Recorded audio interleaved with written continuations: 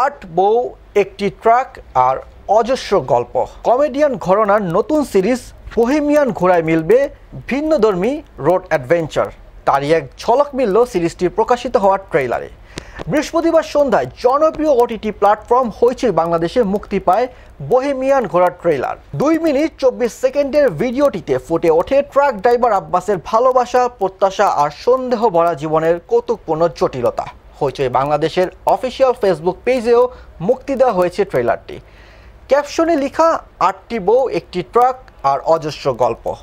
Horn বাজিয়ে আসছে Bohemian ঘোড়া। প্রথমবার অমিতাভ রেজা চৌধুরীর পরিচালনায় মোশাররফ করিম সৃষ্টিতে প্রধান ভূমিকায় অভিনয় করেছেন মোশাররফ করিম। আরও রয়েছেন তানজিকা আমিন, রুনা খান, মৌসুমী হামিদ, সাদিয়া আয়মান, জুই করিম, ফারহানা হামিদ, অদিতি এবং বৃষ্টি।